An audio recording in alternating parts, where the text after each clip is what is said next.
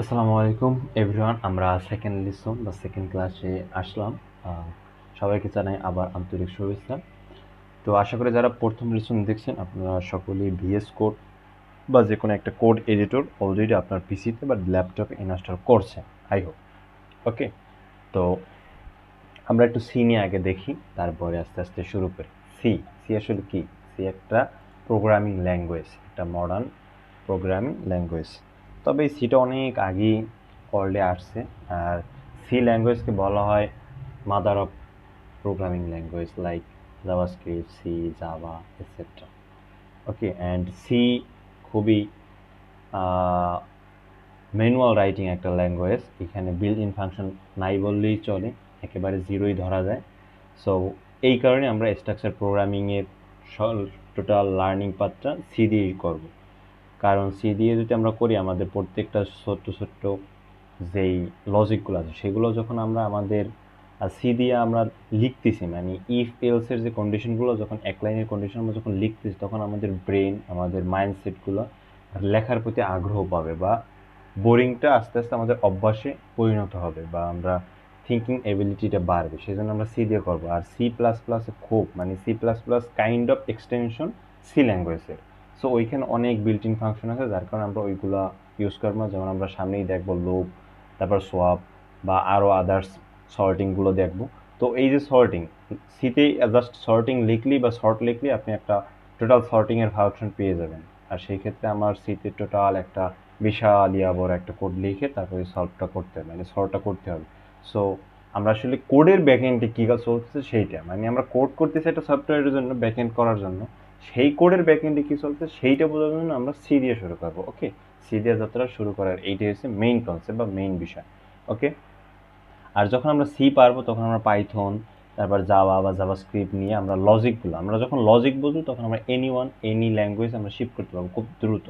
And এটাই হচ্ছে সব থেকে easy to learn path. Okay, and origin story, এটা আমরা দেখতে পারি এখানে 1972-তে ক্রিয়েটেড বাই ডেনিস রিস, এটা বিল্ড করে একটা ল্যাবরেটরিতে। তো এখানে একটু শর্ট হিস্টোরি আছে, এগুলো আপনারা একটু পড়বেন। এগুলো আমরা শুধু শুধু বাক্য ব্যয় করতে চাচ্ছি না। তো আমরা মেইন টপিক আস্তে আস্তে শুরু করব। তো আমরা আস্তে আস্তে এরকম অনেক সুন্দর সুন্দর কোড করব। কোড দেখতে সুন্দর, কিন্তু কোড করতে গেলে খুব কষ্ট লাগে, এইটাই হচ্ছে সব থেকে বোরিং বিষয় কোডিংয়ের। তো আমরা এরকম সুন্দর সুন্দর কোড করব ইন ফিউচার ইনশাল্লাহ। আর গিয়ে হচ্ছে সি আসলে কীভাবে কাজ করে। সি আসলে কাজ করে বিভিন্ন টাইপের, শুধুমাত্র লজিক। আমরা একটা লজিক দিই, ওই লজিকটা আমার মেশিন বোঝে, মেশিন বোঝার পরে মেশিন ওই লজিক অনুযায়ী একটা কাজ করে, দেন ওই কাজটাকে আমাদের আউটপুটে দেখায়। তো এইখানে কিছু ব্লক বা কিছু ব্যাপার স্যাপার থাকে। এখন দেখেন, আমরা যখন একটা কিছু করতেছি, আমরা তো আসলে দিন শেষে আমাদের যে ল্যাঙ্গুয়েজ সেইটা দিয়েই তো কাজ করতেছি। আমাদের ল্যাঙ্গুয়েজ দিয়ে আমরা মেশিনে বোঝাইতেছি। আসলে মেশিন কীভাবে কাজ করে, মেশিন শুধুমাত্র বাইনারি বোঝে, আর কিছুই বোঝে না, জিরো অ্যান্ড ওয়ান। এই টোটাল বিষয়টা আমরা মেশিনকে বিভিন্ন ল্যাঙ্গুয়েজে বিভিন্ন ওয়েতে আমরা বোঝাই। তো সেই ক্ষেত্রে আমরা তো আর সবসময় যদি আমরা এখন জিরো ওয়ান দিয়ে যদি কোড করি, তাহলে আমাদের এ বি সি এগুলো লেখার জন্য আমাদের বাইনারি কোড লিখতে হবে। তো এখন ক্যান ইউ ইমাজিন দ্যাট কতগুলো ডিজিট আমার শুধুমাত্র এক একটা ওয়ার্ডের জন্য লেখা লাগবে। তো সেইটাকে ন্যারো ডাউন বা সহজ করার জন্য আমাদের ল্যাঙ্গুয়েজগুলো এরকম আমাদের রেগুলার ল্যাঙ্গুয়েজে বা ইউজেবল ল্যাঙ্গুয়েজে বা রিডেবল ল্যাঙ্গুয়েজে কনভার্ট করা হয়েছে। এই ল্যাঙ্গুয়েজটা বা এই কোডটা যখন কম্পিউটার আমরা লিখি, তখন কম্পাইলারের মাধ্যমে এটা আমার মেশিনকে রিডেবল করে। এখানে একটু ছোট্ট বিহাইন্ড দ্য সিন আছে, সেটা আমরা কোনো এক লেসনে আপনাদের সাথে ডিসকাস করব, ফানি সেশন এখন। সো এখন আমাদের ডেটা টাইপ, আমরা শুরুতেই ডেটা টাইপে না যাই, আমরা শুরুতে আগে একটু বুঝি একটা সি কোড কেমন হয়। সি এর কোড আসলে কেমন আমরা একটু দেখি। Example dot C program, just a minute and miss.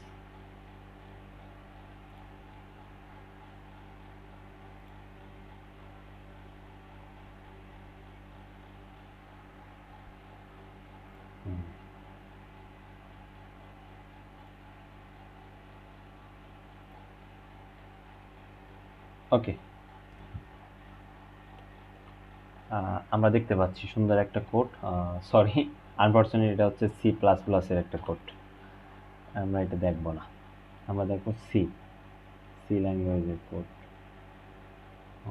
Sorry to say, আমরা একটু দেখি কোথায় আছে এটা সম্ভব।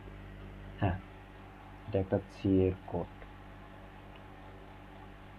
এই দেখেন, এখানে একটা প্রথমে একটা হ্যাশ দিয়ে কিছু একটা লেখা থাকবে, তারপরে একটা মেইন ফাংশন টাইপের কিছু একটা থাকবে। এই তাহলে আর দেখি সহজ কিছু আছে কিনা।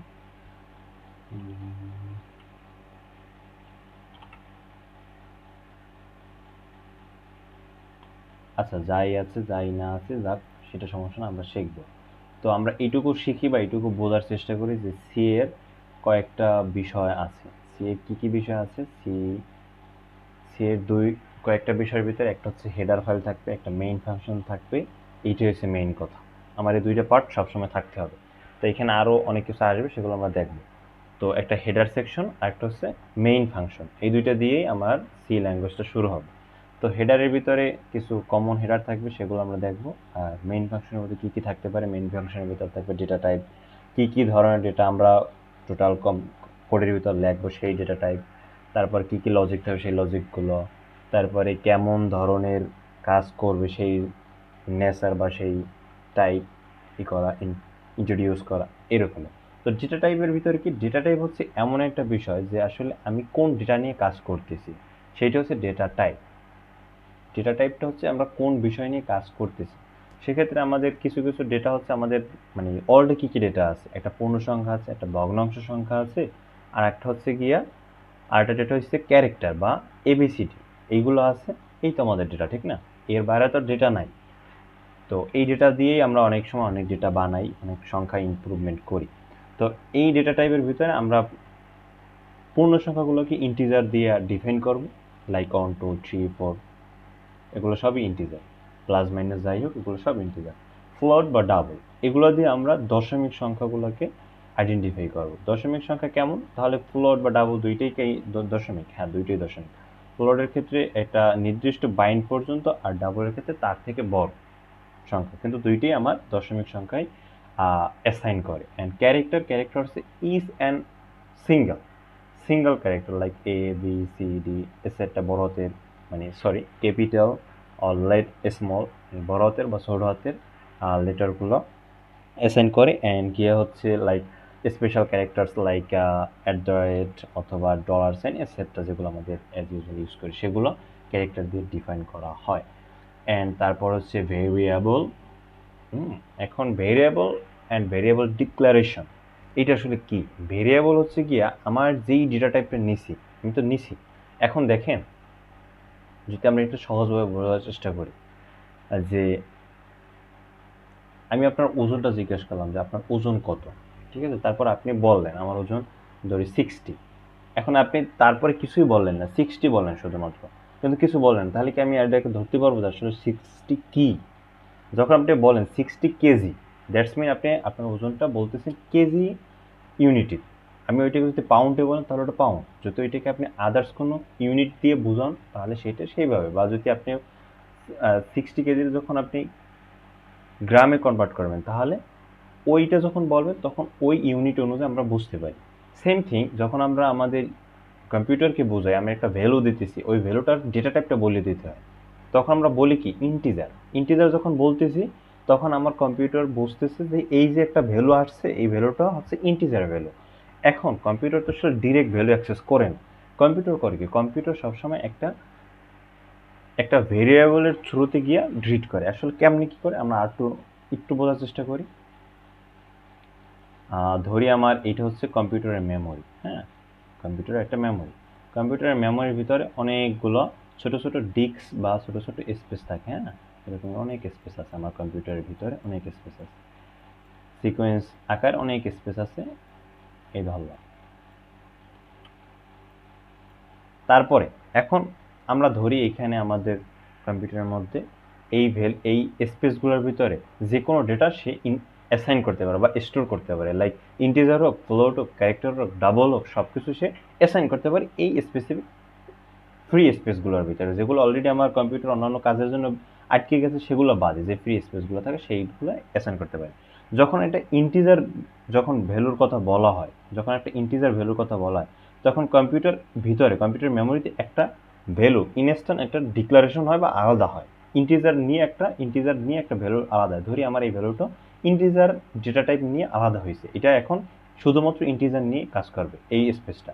তারপরে আমরা একটা ভেরিয়েবল দিই, যেমন এইজ লেখা আছে, আমরা যখন এই ভেরিয়েবল দিই তখন আমার স্পেসটার নাম কম্পিউটারের মেমোরিতে, মানে ওর বোঝার সুবিধার্থে তখন ওর নাম হয় এইজ। মানে এখন কম্পিউটার জানে যে এইচ নামের একটা আমার স্পেস আছে আমার ভিতরে, সেই স্পেসটা শুধুমাত্র পূর্ণ সংখ্যাগুলো রাখা যাবে।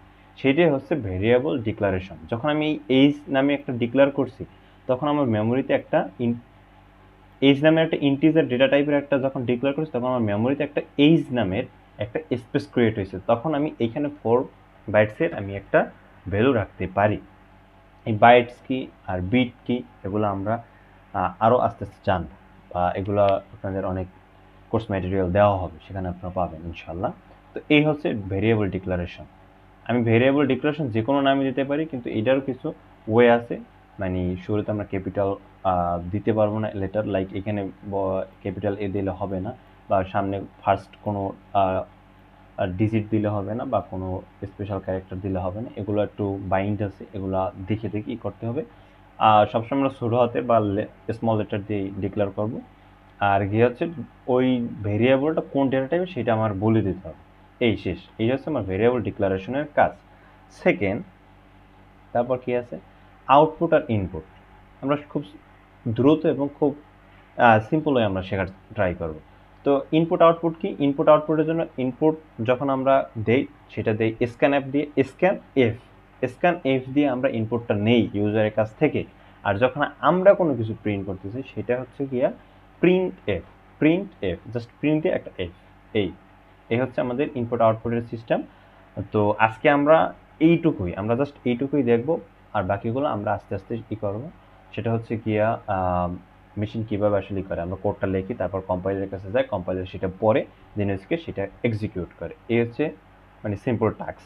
এটার পিছনে আরও অনেক কিছু আছে, সেগুলো আমরা দেখবো ইন ফিউচার। আমরা এক ভিডিওতে বা এক লিসনে আমরা সব কিছু দেখবো না, তাহলে আমরা গোলাই ফেলবো। তারপর ইফ এলসের কন্ডিশন, বা সেই কন্ডিশনের বিষয়ে কোনোই করবো না। আর last page of this PDF, why matters C language today. Okay, এই সি ল্যাঙ্গুয়েজটা হাই লেভেল প্লাস লো লেভেলে পাওয়ার করা যায়, অ্যান্ড এটার পারফরমেন্স রেট খুব ভালো। অ্যান্ড এইটা হচ্ছে যে মাদার অফ ল্যাঙ্গুয়েজ, এটা আমরা ফার্স্টেই বলছিলাম। ওকে, আর এখন আমরা আশা করি আপনার কম্পাইলার ইনস্টল করা আছে। সো বিএস কোড যেহেতু ইনস্টল করা আছে, আমরা আজকে সুন্দর একটা ছোট্ট একটা হ্যালো ওয়ার্ল্ড প্রিন্ট করবো। এটা হচ্ছে আজকে টুডে টাস্ক। ওকে, এখন ভিএস কোড আসলে আমরা কিভাবে কি করতে পারি? আমাদের প্রত্যেকের ভিএস কোড ইনস্টল করা আছে। ওকে, ফাইন। তো আমাদের এই লেসনের জন্য, এই কোর্সের জন্য আমরা ছোট্ট একটা ফোল্ডার বানাবো আমাদের কম্পিউটারের ভিতরে। আমরা সকলেই ফোল্ডার বানাতে পারি ইনশাল্লাহ, জানি, বা আই হোপ আপনারা পারেন। তারপর দেখে আপনারা মাউস রাইট ক্লিক করেন, দেন হচ্ছে নিউ, তারপরে নিউ ফোল্ডারে যান। এটা নিউ ফোল্ডার কি করেন, আপনার চয়েস মতো, আপনার ইচ্ছে মতো একটা নাম দেন। আমরা দিই first code F first cod code, enter. Okay, and right click again folder উপরে, then we see open with VS Code. Just a moment. Okay, and আরো ওয়ে আছে, সেটা হচ্ছে গিয়া আমরা চাইলে এই ফোল্ডারটাকে টেনে এভাবে ড্র্যাগ অ্যান্ড ড্রপ করতে পারি, তাহলে হবে। অ্যান্ড এই হচ্ছে আমাদের ওভারঅল ভিজুয়াল স্টুডিও ইন্টারফেস। ওকে, তো এইটা সম্পর্কে একটু ছোট্ট ওভারভিউ দিই। আপনারা এইখানে 3 ডট দেখতে পাচ্ছেন। আপনারা অনেক সময় প্রোগ্রাম রান করার জন্য টার্মিনাল নিয়ে কাজ করতে হবে, জাস্ট মনে রাখেন যে এই 3 ডটের টার্মিনালটা পাওয়া যায়। তারপরে এখানে আরও কিছু কমন বিষয়বস্তু আছে, শর্টকাট আছে, সেগুলো আপনারা দেখতে পারেন। এইখানে আমাদের ইনিশিয়াল স্টেজে অনেক রকেট সায়েন্স রিলেটেড কিছুই লাগবে, আমাদের বেসিক কিছু লাগবে, এক্সটেনশন। যদি এক্সটেনশন ইনস্টল করে না থাকেন, তাহলে কাইন্ডলি সকলে ইউটিউব থেকে একটু ভিএস কোড সেট আপটা দেখবেন, তাহলেই হবে। আর গিয়ে হচ্ছে এখান থেকে মানে এক্সটেনশনগুলোর নাম, এক্সটেনশনটা কি আসলে? এক্সটেনশনটা হচ্ছে গিয়া ভিএস কোড একটা এনভায়রনমেন্ট, অ্যান্ড ওই এনভায়রনমেন্টটা আপনি কোন পারপাস ইউজ করতে, সেটা এনভায়রনমেন্টটাকে ডিজাইন করা। আমি মনে করি আপনাকে একটা রুম দেওয়া হলো, এখন আপনি আপনার রুমটাকে কীভাবে ডেকোরেট করবেন সেটা হচ্ছে সম্পূর্ণ আপনার ইচ্ছা। আপনি এগুলো সুন্দরভাবে ডেকোরেট করতে পারেন বা আপনার প্রয়োজন অনুযায়ী যেটা যেরকমের দরকার, কোথায় ওয়ার্ড্রপ, কোথায় ডেস্ক টেবিল, কোথায় রিডিং টেবিল, কোথায় বেড, এগুলো আপনি আপনার মতো করে কাস্টমাইজ করতে পারেন। সেম থিং এইখানেও আপনি কী নিয়ে প্রোগ্রাম করতে পারেন সেই ধরনের এক্সটেনশন ইনস্টল করা, এই আর কিছু এক্সটেনশনগুলো ইনস্টল করে আপনার ভিএস কোডটা আপনার মতো করে ডিজাইন হবে। ওকে, আর আর কিছুই নাই, এগুলো আমরা পরে দেখবো। এটা হচ্ছে গিট নিয়ে আমরা পরে আলোচনা করবো, এখন না। তো আর এখান থেকে নতুন ফাইল, নতুন ফোল্ডার, তো আমরা ফাইল দিয়েই শুরু করি। আমরা নতুন ফাইল ক্রিয়েট করবো, জাস্ট ক্লিক ফাইলে, অথবা দিতে পারেন আপনি কন্ট্রোল শিফট এন। ও তাহলে তো নিউ উইন্ডো হচ্ছে, সরি,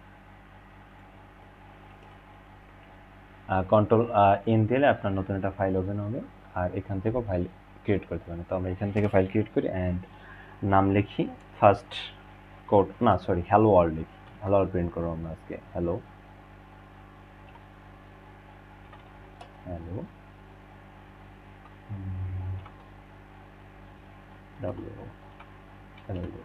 ডট সি। এখন সকলের প্রশ্ন থাকতে পারে ডট সিটা কেন? ডট সি হচ্ছে সি ল্যাঙ্গুয়েজের এক্সটেনশন। প্রত্যেকটা ল্যাঙ্গুয়েজে একটা স্পেসিফিক এক্সটেনশন থাকে। জাভাস্ক্রিপ্টের জন্য জেএস, তারপরে সি প্লাস প্লাসের জন্য সি, সি প্লাস প্লাসের জন্য হচ্ছে সি, তারপর পিপি, তারপরে হচ্ছে গিয়া এইচটিএমএল, আমরা অনেকেই জানি এইচটিএমএল এক্সটেনশন হচ্ছে এইচটিএমএল এরকমের। তারপরে আছে গিয়া পাইথনের পিওয়াই, এগুলোকে বলে এক্সটেনশন। প্রত্যেকটা জিনিসই এক্সটেনশন, ছবির এক্সটেনশন আছে, পিএনজি, জেপিজি, এগুলো কি সব এক্সটেনশন। পিডিএফ এর ডাকি পিডিএফ, ডট পিডিএফ, এগুলো আসলে আমাদের মেশিন বোঝানোর জন্য আমরা পিডিএফটা ইউজ করি, ঠিক আছে? এই এক্সটেনশনটা ইউজ করি আমাদের মেশিনকে বোঝানোর জন্য, সেই সূত্রে আমরা ডট সিডি ইউজ করছি। ওকে, এখন আমরা ফার্স্ট কোডটা ইনিশিয়াল করবো, মানে লিখবো। তো